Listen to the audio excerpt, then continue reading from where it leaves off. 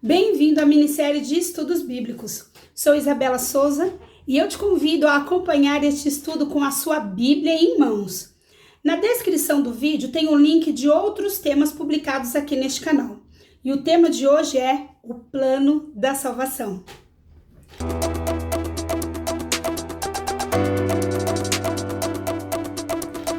Você com certeza conhece muito bem a história que está registrada em Gênesis 3, que fala sobre a queda do homem. Você conhece bem a história, tenho certeza absoluta, de quando foi que Eva caiu, ali no papo da serpente, o que foi que a serpente falou para ela, como foi fácil enganar a Eva naquela hora, não é mesmo? Você conhece toda essa história. Por isso, nós já vamos entrar diretamente no assunto que nos leva a entendermos o plano da salvação. Então eu convido você a abrir a sua Bíblia em Gênesis 6, capítulo 6, versículo 5. E diz assim: Viu o Senhor que a maldade do homem se havia multiplicado na terra, e que era continuamente mal todo o desígnio do seu coração. Aqui nós estamos falando de como ficou o homem depois do pecado. Depois ali que a Eva comeu do fruto, passou o fruto para o Adão. Adão caiu na lábia ali da Eva por amor que ela tinha a Eva, esqueceu do amor de Deus para com ele, e que nós, infelizmente, também temos feito isso muitas vezes. Aí, essa passagem aqui, ela já está bem próxima ali do momento do dilúvio, se você está olhando aí na sua Bíblia. Então, viu o Senhor que a maldade do homem se havia se multiplicado na terra e que era continuamente mal todo o desígnio do seu coração. Nós vamos ver mais duas outras passagens que falam do que aconteceu com o homem depois do pecado. Abra sua Bíblia em Jeremias 13, verso 23. Jeremias 13, verso 23. Diz assim: Pode acaso o etíope mudar a sua pele, ou o leopardo as suas manchas? Então, podereis fazer o bem, estando acostumados a fazer o mal? Não. Se está acostumado a fazer o mal, não vai fazer o bem. E infelizmente foi isso que começou a acontecer com o homem. O homem se acostumou com a maldade. A próxima passagem está em Mateus 15, verso 19. Mateus 15, verso 19. Diz assim: Porque do coração procedem maus desígnios, homicídios, adultérios, prostituição, furtos, falsos testemunhos, blasfêmias. O coração do homem ficou dessa forma, depois que Adão e Eva caíram nesse pecado, caíram na história da serpente. E quantos de nós hoje temos feito a mesma coisa, não é?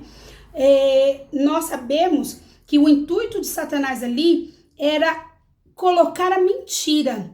E infelizmente até hoje ele continua mentindo para nós, falando que nós vamos conseguir coisas, que nós vamos alcançar coisas, que nós não vamos passar pela morte, que nós não vamos ter problema nenhum se fizermos alguma coisa que Deus disse que era ruim fazermos.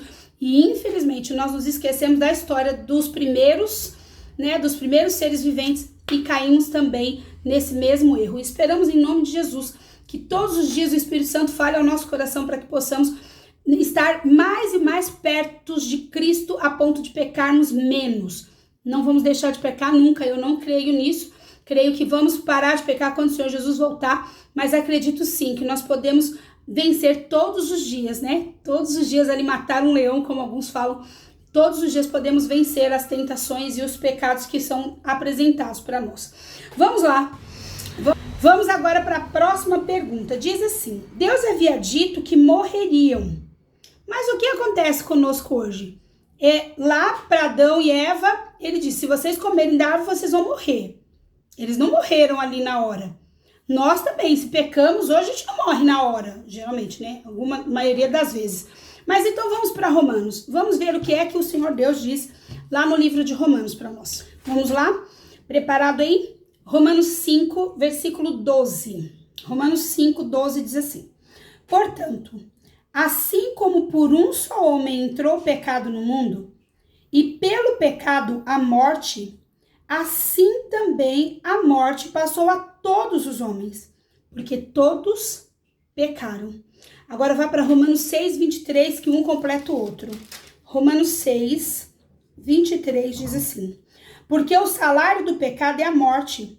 Agora vem a parte mais linda. Mas o dom gratuito de Deus é a vida eterna em Cristo Jesus, nosso Senhor. O nosso tema é o plano da salvação.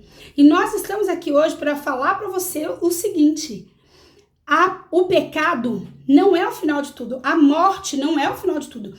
Você peca, nós pecamos, ganhamos como salário disso, como pagamento disso, a morte, mas aqui vem dizendo, o dom gratuito de Deus é a vida eterna em Cristo Jesus, nosso Salvador, ou nosso Senhor.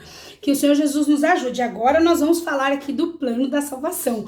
Nós vamos pegar aqui algumas passagens bíblicas para que você veja que existe um plano para te salvar, para me salvar, para nos tirar desse meio, para nos tirar das mãos de Satanás ali, para não sermos servos de Satanás. Acompanhe comigo. O Senhor Jesus, ele traçou um plano para a nossa salvação. E você vai conhecer agora que, com certeza você já conhece, você só vai relembrar agora, pegando essas passagens que nós vamos citar. 1 Pedro, capítulo 2, do verso 21 ao 24. 1 Pedro 2, do verso 21 ao 24, diz assim: porquanto para isso mesmo fostes chamados, pois que também Cristo sofreu em vosso lugar, deixando-vos exemplo para seguirdes os seus passos, o qual não cometeu pecado, nem dolo algum se achou em sua boca, pois ele, quando ultrajado, não revidava com ultraje, quando maltratado, não fazia ameaças, mas entregava-se àquele que julga retamente, carregando ele mesmo em seu corpo sobre o madeiro os nossos pecados, para que nós, mortos para os pecados, vivamos para a justiça, por suas chagas fostes sarados. Olha que lindo isso. Aqui está mostrando tudo que Jesus passou por nós, tudo que ele sofreu por nós. Agora não acaba aqui não. Nós vamos para Isaías 53. Essa com certeza você conhece muito bem. Isaías 53, do verso 4 ao verso 7, diz assim: certamente ele tomou sobre si as nossas enfermidades e as nossas dores levou sobre si. E nós o reputávamos por aflito, ferido de Deus e oprimido. Mas ele foi transpassado pelas nossas transgressões e moído pelas nossas iniquidades. O castigo que nos traz a paz estava sobre ele, e sobre suas pisaduras fomos sarados. Todos nós andávamos desgarrados como ovelhas, cada um se desviava pelo caminho, mas o Senhor fez cair sobre ele a iniquidade de todos nós. Ele foi oprimido e humilhado, mas não abriu a boca. Como cordeiro, foi levado ao matadouro. E como ovelha muda perante os seus tosqueadores, ele não abriu a boca. Que plano esse, hein? E agora finaliza e fecha com João 3,16, que você também conhece muito bem essa passagem que diz: porque Deus amou o mundo de tal maneira que deu seu Filho unigênito para que todo aquele que nele crê não pereça, mas tenha vida eterna. O Senhor Jesus, ele traçou esse plano maravilhoso para que nós pudéssemos ter a salvação. Ele passou por tudo isso, ele foi humilhado, ele sofreu, ele passou dor, passou tudo, sem reclamar, sem questionar, e ele não merecia nada disso. Não era ele, não era para ele tudo isso, era para nós. E nós não damos o valor que ele merece, é ou não é? Eu acho que você vai concordar comigo.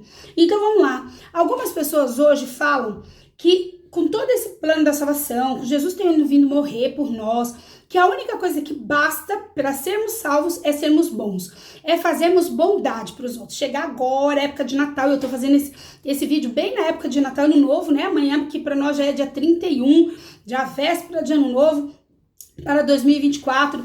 Essa época, fazer bondade, eu já tô, salvação preparada. Nós vamos ver isso na Bíblia. Qual é o motivo, qual é a dica do Senhor para sermos salvos? É pelas boas obras? Vá para Efésios 2, de 8 a 9. Efésios 2, 8 e 9. Diz assim: porque pela graça Já respondi. Porque pela graça sois salvos, mediante a fé. E isso não vem de vós, é dom de Deus. Não de obras, para que ninguém se glorie.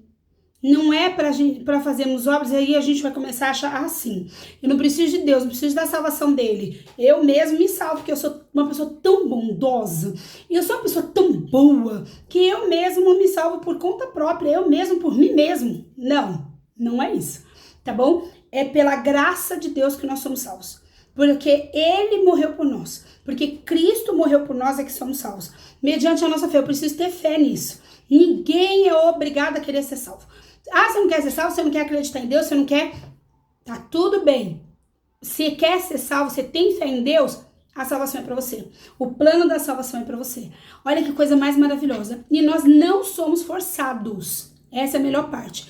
O Senhor Deus, ele tem um convite especial para cada um de nós. Porque ele não nos força a sermos ou a fazermos absolutamente nada. Nós vamos ler 3 passagens que vão nos mostrar o convite de Deus para aceitarmos esta salvação. Vai para Deuteronômio 30, verso 19. Deuteronômio 30, 19 diz assim: os céus e a terra tomo hoje por testemunhas contra ti, que te propus a vida e a morte, a bênção e a maldição. Escolhe, pois, a vida para que vivas, tu e a tua descendência. É um convite que ele faz. Eu te dou a morte, te dou a vida. Eu te dou a bênção, te dou a maldição. Escolhe você, mas escolhe a vida para que vivas. Ele ainda dá uma dica. Escolhe a vida para que vivas, tu e a tua descendência. Olha como o nosso Deus é incrível. E ainda abre um espaço para nos dar um convite.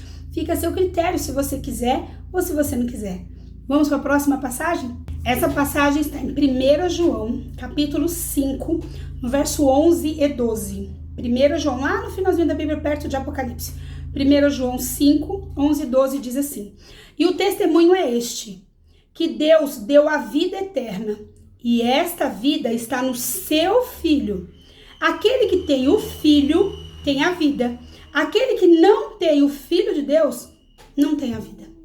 Mais um convite. Quer ser salvo? Quer ter vida eterna? Aceite o sacrifício de Cristo. Aceite o Filho. Tenha o Filho na sua vida. Ai, que coisa mais linda, não é? E o último convite está em Hebreus capítulo 5, verso 9. Vou abrir minha Bíblia aqui. Você abriu aí?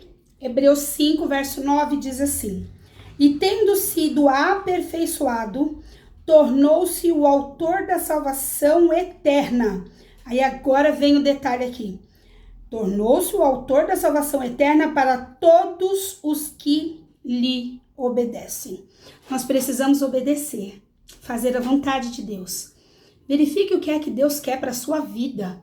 Tenha certeza absoluta de que você aceitou Cristo, que você aceitou o sacrifício de Jesus na sua vida, o que ele fez por você.